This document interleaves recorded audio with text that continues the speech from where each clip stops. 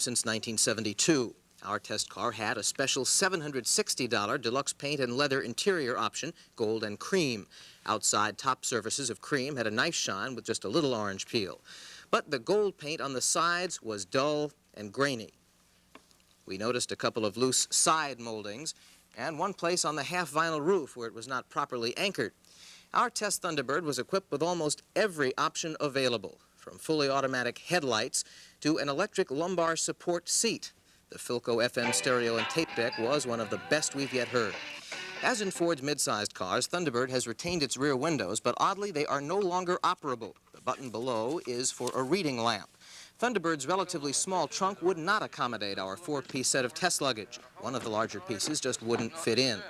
And a special protective cover for trunk lights and wiring, which should have been screwed in a half dozen places, wasn't attached at all.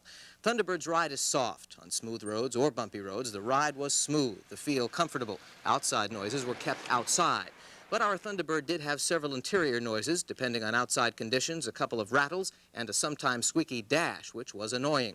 While Thunderbird's ride was extremely soft, its handling left something to be desired. Steering was mushy, and there was a good deal of body sway. The powerful 460 V8 gave us 12.6 miles to the gallon on mostly highway driving, 10 miles to the gallon in mostly stop-and-go driving with the AC on. We must point out that in our opinion, the engine was badly out of tune. It hesitated on acceleration, knocked loudly, and emitted a rather putrid odor from its catalytic converter. The base price of a Thunderbird is $81.76. Our test car had a window list of $10,537. Next week, the new compact Dodge Aspen. Ralph? Texans Tank Molano of North Miami Beach turned the tables on an armed burglar who broke into his townhouse apartment early this morning. Molano dodged a bullet to get his own revolver in the living room closet. He later spotted the thief climbing down a ladder and killed him during an exchange of gunfire. On the Florida Turnpike near the Jupiter exit, a young tough tried to hold up a southbound Greyhound bus. 54-year-old bus driver Woodrow Doherty grabbed the gun. It went off, wounded him in the hand. He then shoved the youth through the door of the moving vehicle. The somewhat bruised juvenile was picked up by the highway patrol a half hour later. Dade County's murder rate for the year now stands at 251. As that number climbs steadily upward, Bob Mayer reports tonight on another killing that is still marked unsolved. George Heron was a 41-year-old self-employed bachelor. He came from a rich family, had rich friends, and appeared to have had it made. 9 months ago, George Heron was brutally murdered in his own backyard.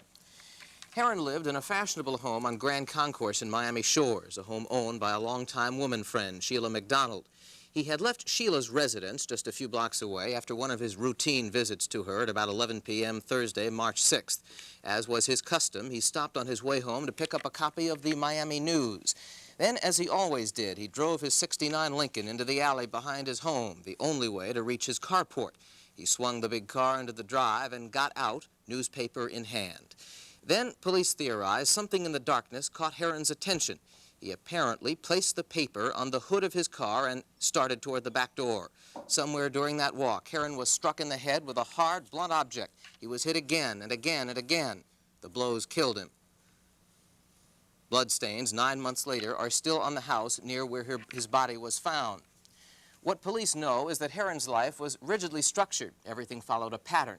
Heron sold business forms out of an office in another of Sheila McDonald's homes. What police do not know is what brought about his murder.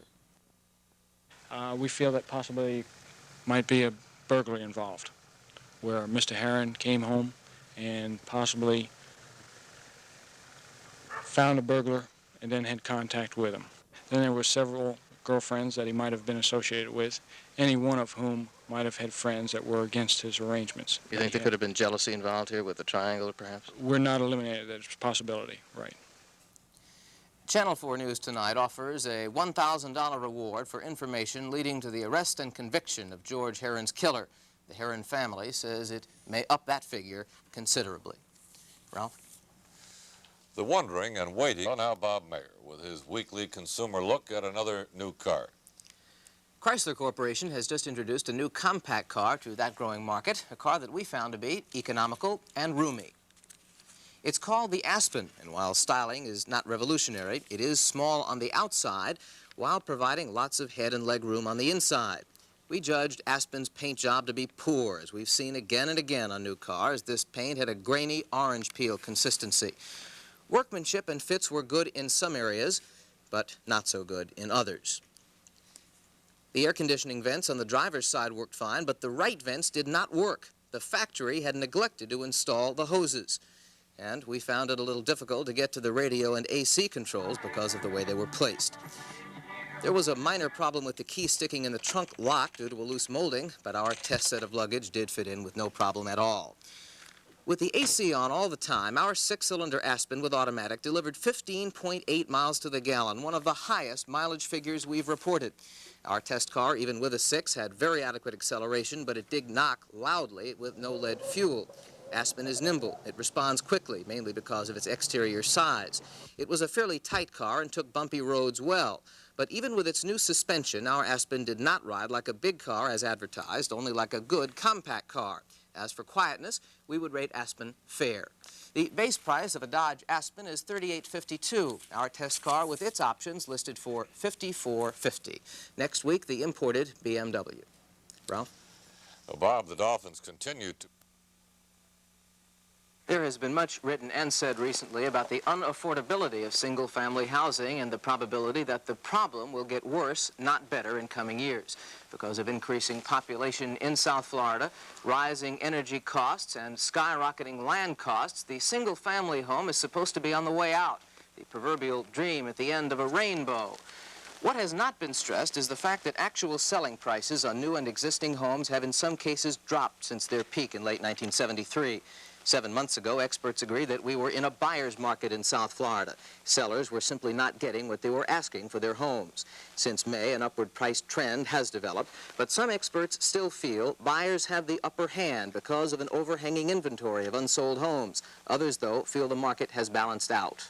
Well, typically, there's a little give and take, a little bargaining process that goes on in almost every transaction, so that a person looking for a new home today, if he's prepared to make an offer and deal on a counteroffer basis, can probably negotiate a price that he can afford. If it is not a buyer's market, though, why do you still believe this is the time to buy? Because the situation in South Florida, the availability of new land is so restricted for many reasons. As we all know, the price just must go up. That is the key. No matter how high current prices may seem, they will probably never again be lower.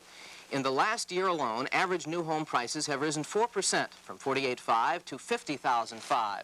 Used homes in the same period have risen 5%, from $41,900 to $44,200. Now, experts agree, is the time to buy. What seems high today will look low 2 years from now. Our next report in this series will focus on interest rates. More about home buying tonight with Bob Meyers' It's Your Money series. Buying a single-family home is no easy chore, especially with average prices for used homes at over $44,000 and for new homes at over $50,000. But the price of the house is only one factor. The cost of the mortgage may well determine whether you can afford the house you want.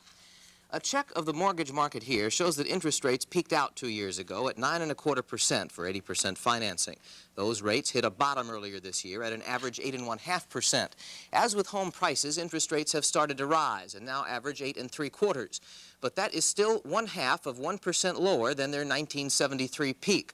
Over the life of a mortgage, that half point could represent a difference of over $7,000 in mortgage payments on an average new home.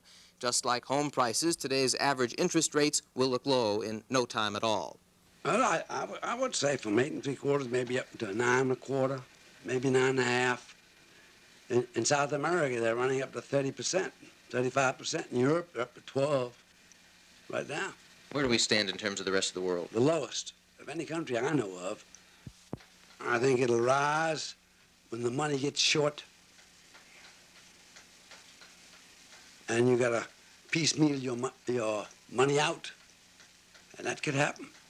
And the next thing you have then, as the Treasury bill rates are going up high, other things are going high, our rates begin to go high because we have a limited amount of money. It all depends on the supply and demand, we call it. Well, how is the supply of money now? How available is it? We have money. On other reports in this series, we'll explain why interest rates can't go lower than their current level. We'll talk about closing costs, what they are, how much they are, and the big question, how can a young couple buy a single-family home? Ralph? The bumps and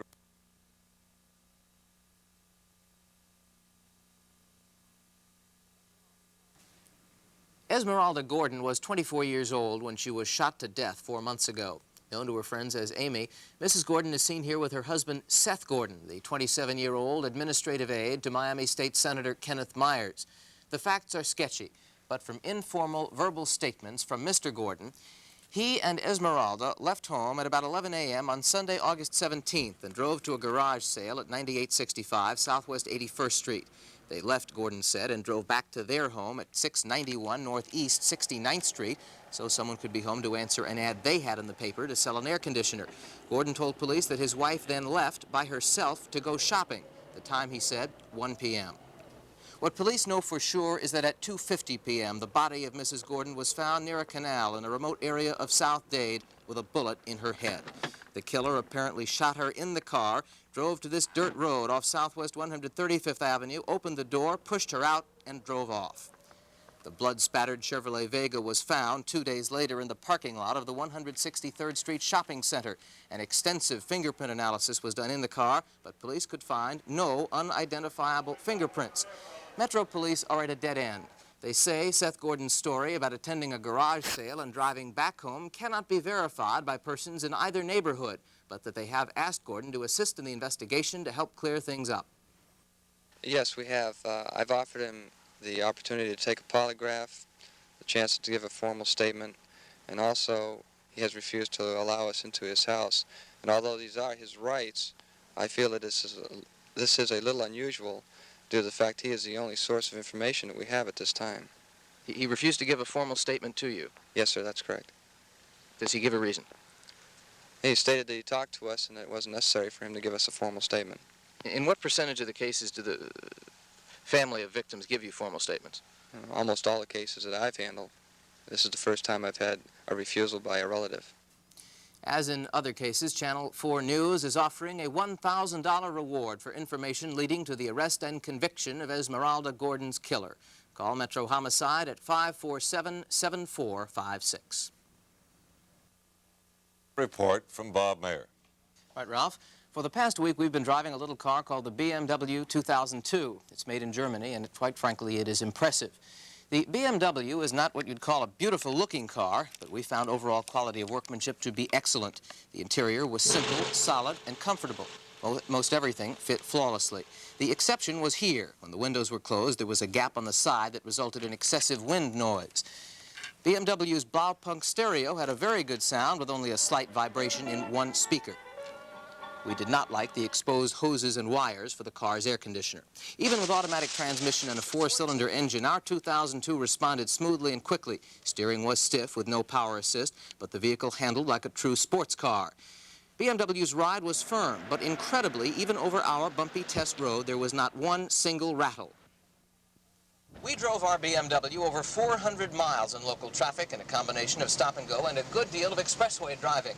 We averaged 19.2 miles to the gallon with the air conditioning on almost all the time. That is the highest mileage figure we have ever recorded for a car with automatic transmission. Mechanically, the only thing we could find wrong with this car was a slight slipping sound when the transmission shifted from first to second gears. As for paint, almost no comment is necessary. This is what an auto paint job should look like. In this case, a giant green mirror. It did take some doing and a little resistance, but we did fit our entire 4-piece set of test luggage into BMW's trunk. That kind of quality and economy don't come cheap. Base price of the 2002 is $69.70. Our test car with its options totaled $84.97. Next week, America's last convertible, the Cadillac Eldorado. Ralph? Bob, a Vietnamese orphan And you went up. series on home buying continues tonight with some information that may startle you. Right, Ralph. It's your money, that's one sure thing. But just how much of it will you need to purchase a single-family home in Dade County? Well, with new home prices now averaging over $50,000 and most lending institutions hesitant to accept anything short of 20% as a down payment, you had better have $10,000 on hand for that down payment. That is a big beginning, but still just a beginning. Closing costs, or charges the bank makes for handling your loan, now run about 3.5% of the amount of the mortgage. In the case of the average $50,000 home, that means an additional $1,400. To check the home's abstract, legal description, and history, and to protect you, an attorney is necessary. Those fees run from 0.5% to 1% of the price of the home. In the case of our average home, possibly another $500. That puts the total at almost $12,000, and you haven't even moved in or begun decorating. To qualify for that average home, a family would have to have an income exceeding $20,000 each and every year. For a young married couple, unless they just happen to find some older home that they can handle and then get into and fix up and patch up and repair and so forth, by and large, will be restricted to, say, a condominium unit where they can get an equity created. They can live in it for a few years until both their equity and perhaps the breadwinner's income goes up that they can afford their own freestanding single-family home. There are other alternatives. Next week, we'll take a look at a new single-family home project where prices are $15,000 under that so-called average new home. Ralph? A 21-mile long, 5-mile wide...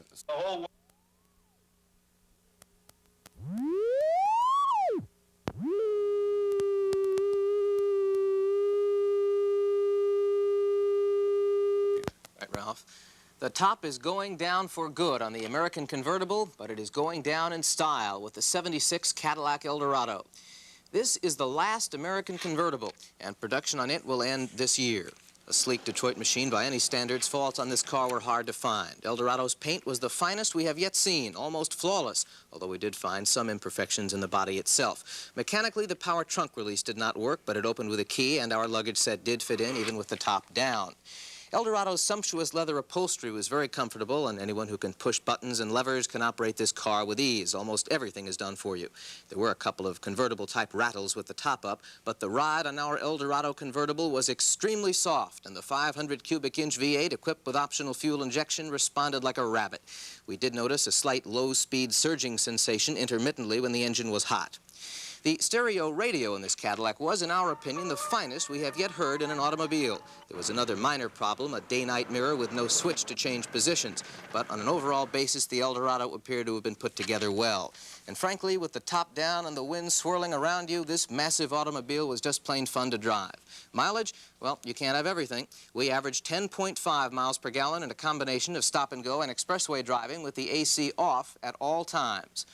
Base price of America's last ragtop is $11,448. Our loaded Eldorado test car had a window list of $13,460.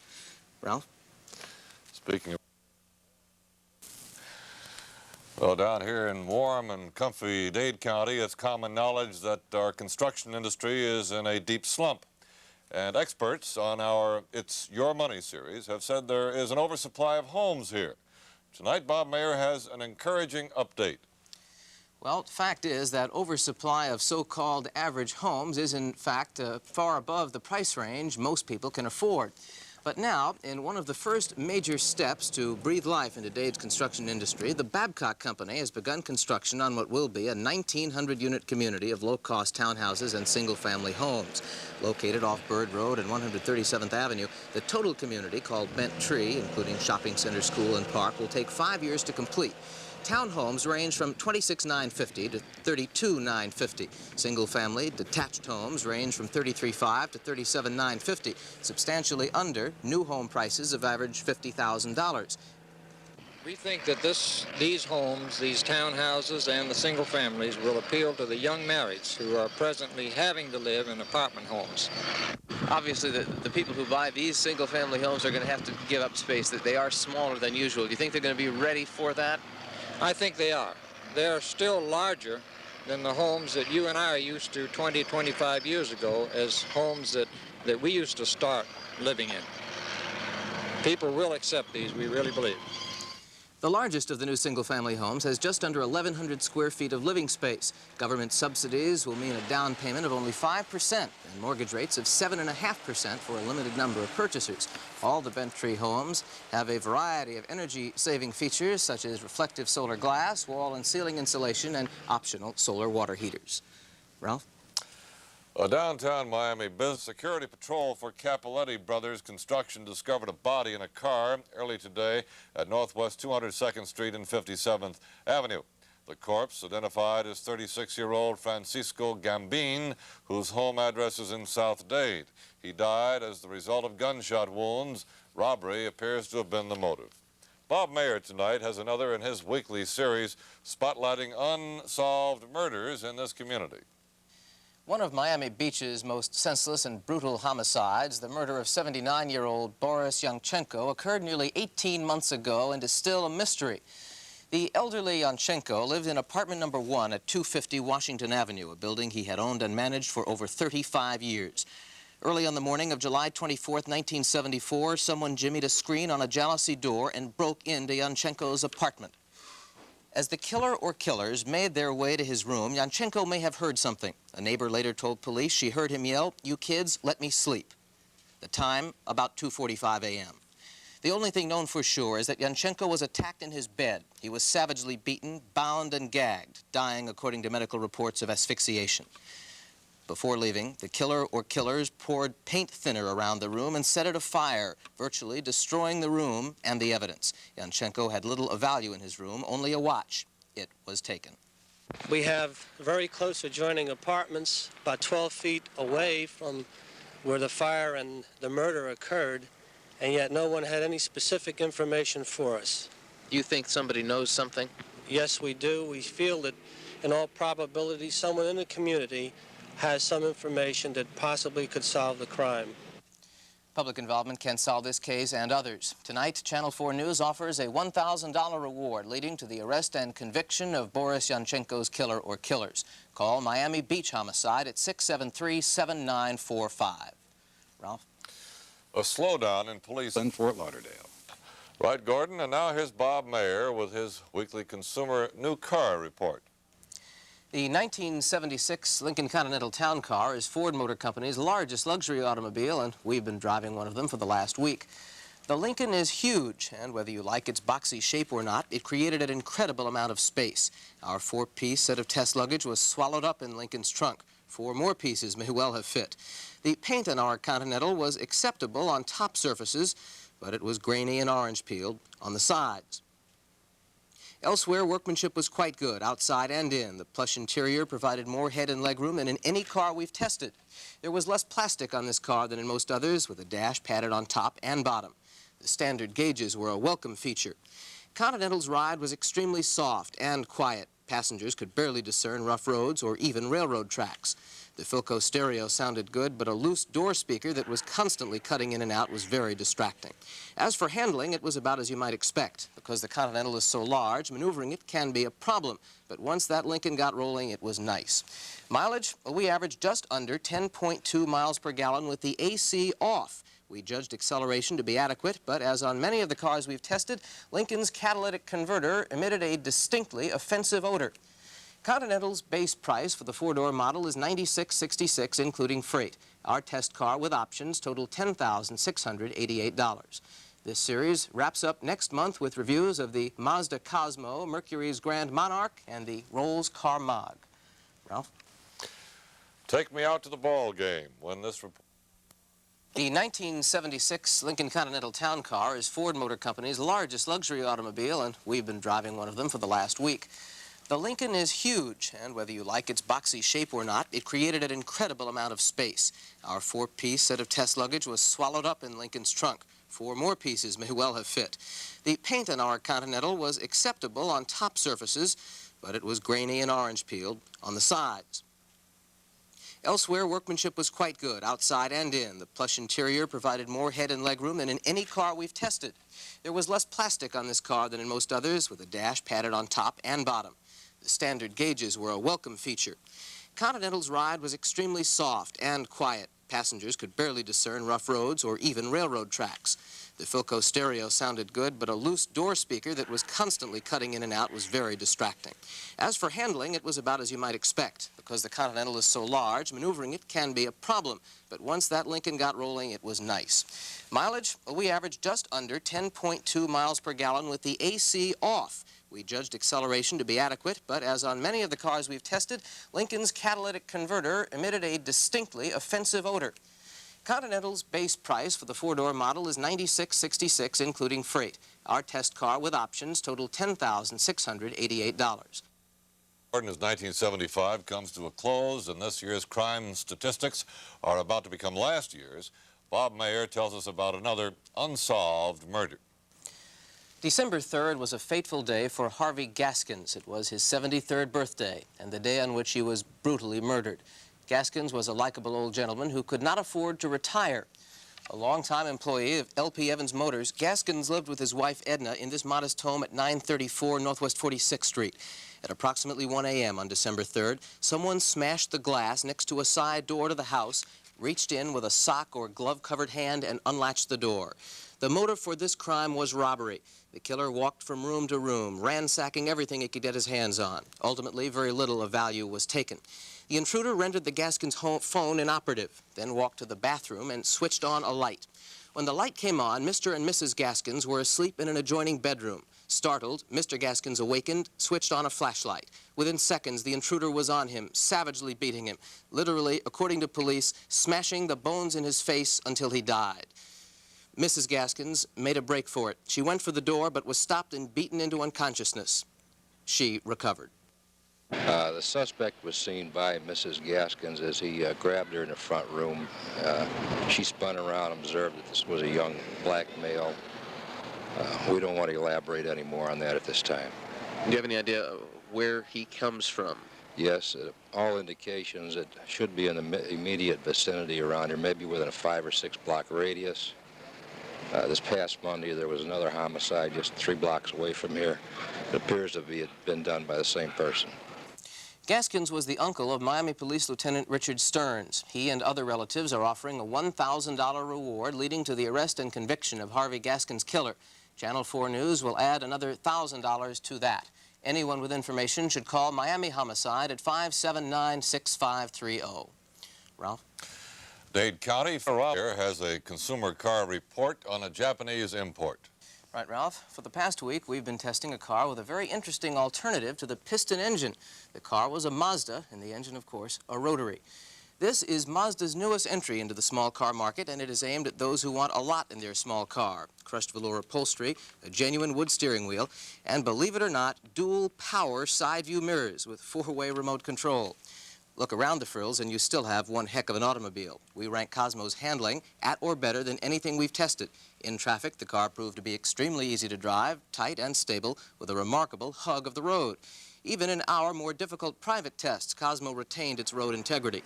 The car did have a couple of dash rattles, but wind noise was low and outside noises were kept outside. Acceleration on our rotary engine Mazda was excellent, even with automatic transmission. As for mileage, we averaged 15.1 miles to the gallon in a combination of stop-and-go and expressway driving with the AC on a little under 50% of the time. Workmanship was generally quite good. The exception, as we have seen time and time again, the paint job. The look here was very grainy, with lots of what the industry calls orange peel. The only real defect in our Cosmo was in the driver's door lock, which sprung after 2 days. And only 3 pieces of our test luggage set fit in the car's trunk. The 4th didn't have a chance. Base price of a Mazda Cosmo, including freight, is $60.65. Our test car with its options totaled $71.90. Next week, Mercury's Grand Monarch, and this series ends the following week with a car that still has the wraps on it. Ralph?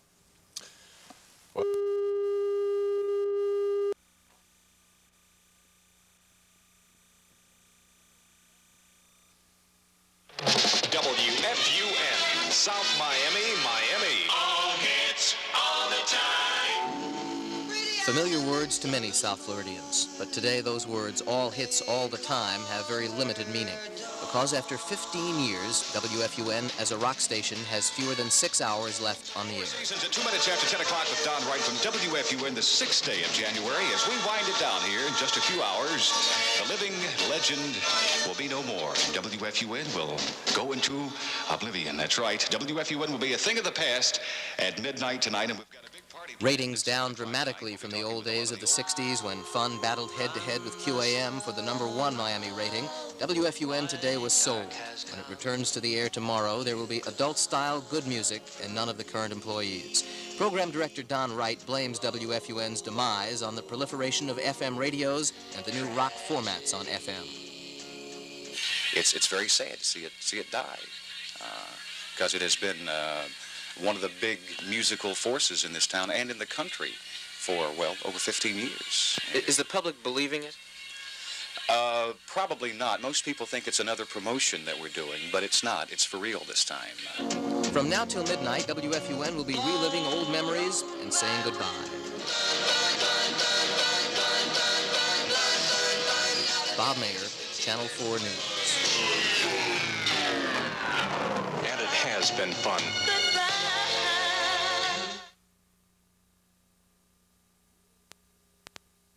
Please.